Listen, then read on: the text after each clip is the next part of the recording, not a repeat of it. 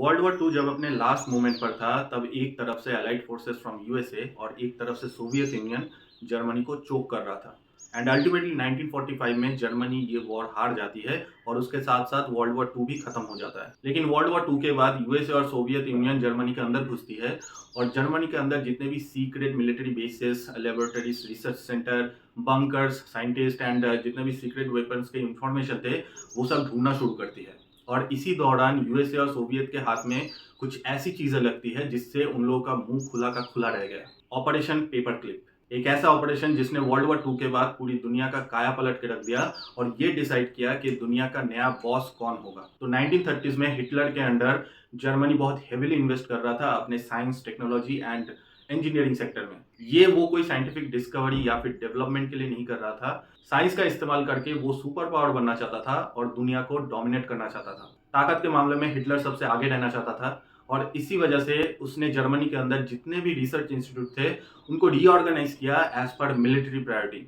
And Germany के अंदर जितने भी साइंटिस्ट थे उन सबको काम पे लगा दिया नए नए वेपन बनाने के लिए। और उन्हीं में से एक वेपन था V2 मिसाइल, जो कि दुनिया का पहला long range guided ballistic missile था। और इसको वर्नर वॉन ब्रॉन ने बनाया था, जो कि जर्मनी के one of the top most scientist थे।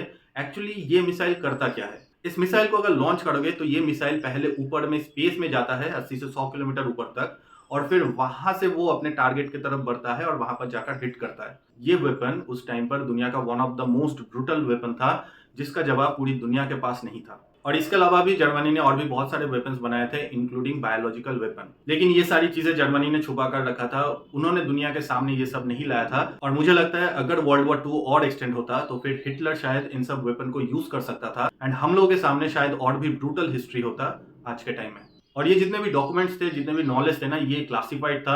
और इसी वजह से जब जर्मनी वर्ल्ड वॉर 2 में हार जाती है, उसके बाद जर्मनी के जितने भी साइंटिस्ट थे, मिलिट्री के पर्सनल थे या फिर लीडरशिप के लोग थे, उन्होंने इन सब डॉक्यूमेंट्स को डिस्ट्रॉय करना शुरू कर दिया। लेकिन उसके बावजूद यूएसए और सोवियत यूनियन को बहुत सारे डॉक्यूमेंट्स मिल गए।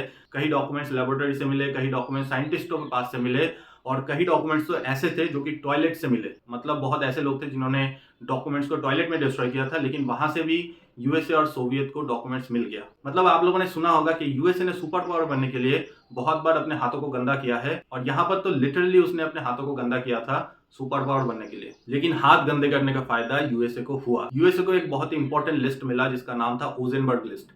इसको नाजी इंजीनियर वर्नर ओजेनबर्ग ने बनाया था, और इस लिस्ट में जर्मनी के जितने भी टॉप मोस्ट साइंटिस्ट थे उन लोगों का नाम और एड्रेस वगैरह वो सब लिखा हुआ था। ये कोई आम लिस्ट नहीं था। इसी लिस्ट की वजह से आगे चलकर यूएसए जो है वो सुपर पावर बन पाता है। आगे चलकर आप लोगों को और भी पता चलेगा। अब इसके बाद यूएसए ने ऑपरेशन ओवरकास्ट लॉन्च किया।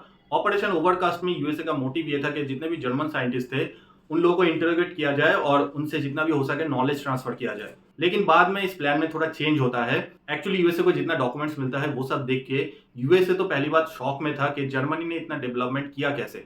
दूसरी बात, यूएसए को ये लगा कि अगर नॉलेज ट्रांसफर करके वो लोग खुद से ये सब चीजें बनाएंगे तो फिर उन लोगों को बहुत टाइम लगेगा। और तीसरी बात ये था कि सोवियत ने भी अपनी तरफ से एक ऑपरेशन लॉन्च किया था, ऑपरेशन ओसाई वियाकिन। इसके अंडर में सोवियत यूनियन फोर्सफुली जितने भी जर्मन साइंटिस्ट थे उन लोगों को सोवियत ले जा रहा था। और इन्हीं सब चीजों की वजह से यूएसए ने अपना प्लान चेंज किया और यूएसए ने स्टार्ट किया हायरिंग। दुनिया का एक ऐसा लौता हायरिंग जिसमें दोषियों को सजा देने के बजाय उनको काम पे रखा गया। एस्टिमेशन के हिसाब से टोटल 1500 से 1600 जर्मन साइंटिस्ट को हायर किया गया फ्रॉम दैट ओजेनबर्ग लिस्ट। यहां तक कि उनके जो फैमिली मेंबर थे जर्मनी में उनको भी यूएसए में शिफ्ट किया गया। इसी ऑपरेशन का नाम था ऑपरेशन पेपर क्लिप, जिसके वजह से यूएसए आज सुपर पावर बन पाया है। इस ऑपरेशन का नाम पेपर क्लिप इसलिए पड़ा क्योंकि जितने भी साइंटिस्ट को सिलेक्ट किया जा रहा था फ्रॉम दैट ओजेनबर्ग लिस्ट, उन सबके पेपर में एक पेपर क्लिप लगाया जाता था ताकि मार्क किया जा सके। और इसी वजह से इस ऑपरेशन का नाम दिया गया ऑपरेशन पेपर क्लिप। उस टाइम के US president Harry S Trueman ने भी इस ऑपरेशन को ग्रीन सिग्नल दिया था, लेकिन उन्होंने ये कहा था कि कोई भी साइंटिस्ट जो कि नाजी सपोर्टर है या फिर वॉर क्राइम से रिलेटेड है उनको यूएसए नहीं लाया जाएगा।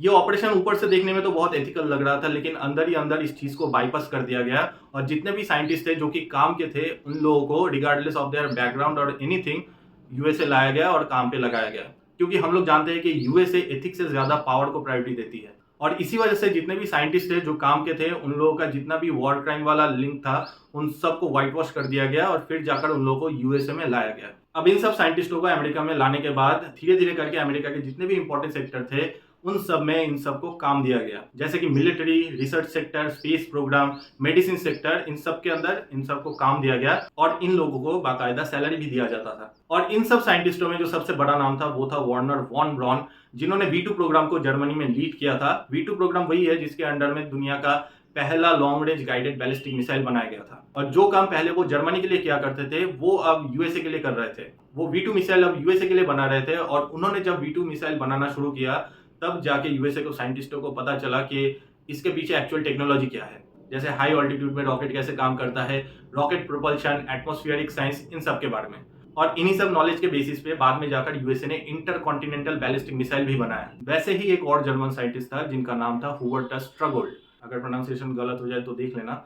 इन्होंने स्पेस मेडिसिन में बहुत ज्यादा कंट्रीब्यूट किया था। अब यहाँ पर स्पेस मेडिसिन मतलब उन्होंने कोई दवाई नहीं बनाया था, उन्होंने ये बताया था कि अगर ह्यूमन को स्पेस पे जाना है तो फिर उनको कौन कौन सी चीजों के बारे में ध्यान रखना चाहिए, जैसे कि स्पेस में हार्ट बीट कैसा होगा, ब्लड फ्लो कैसा होगा, जीरो ग्रेविटी में बॉडी के ऊपर क्या असर पड़ेगा, बोन डेंसिटी और सांस लेने के प्रोसेस में क्या इफेक्ट पड़ेगा, क्या क्या एक्सरसाइज करना पड़ेगा, क्या खाना पड़ेगा, वगैरह वगैरह।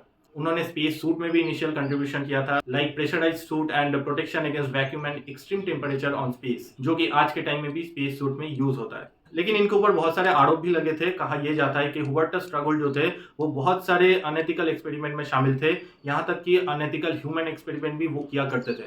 इनके ऊपर ये भी एलिगेशन है कि ये वॉर क्राइम में भी शामिल थे, लेकिन यूएसए ने इनके ऊपर से सभी एलिगेशन को हटा दिया, क्योंकि यूएसए को कोई फर्क नहीं पड़ता कि कौन वॉर क्राइम में शामिल था, किसने किसको मारा, उसको सिर्फ एक बात से फर्क पड़ता है, वो है पावर। और ऐसे ही बहुत सारे और भी साइंटिस्ट थे जिनका बैकग्राउंड व्हाइट वॉश कर दिया गया ताकि वो यूएसए को वो बना सके जो आज के टाइम में वो है, एक सुपर पावर।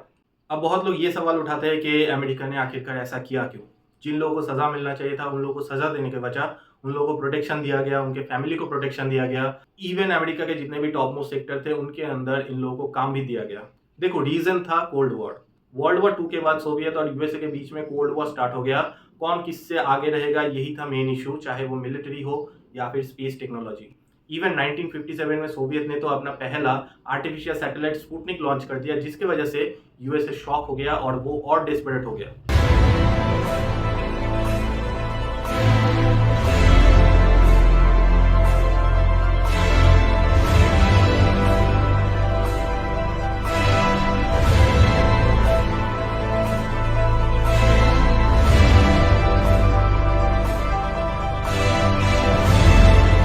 यूएसए को किसी भी हाल में सोवियत को पीछे छोड़ना था और इसी वजह से 1958 में अमेरिका ने नासा फॉर्म किया, जिसके अंदर उन्होंने जर्मन के जितने भी टॉप मोस्ट साइंटिस्ट थे उनको डाल दिया, ताकि अमेरिका का जो स्पेस प्रोग्राम है वो बहुत ही जल्द डेवलप हो सके और वो बाकी दुनिया से आगे निकल सके। और हुआ भी ऐसा।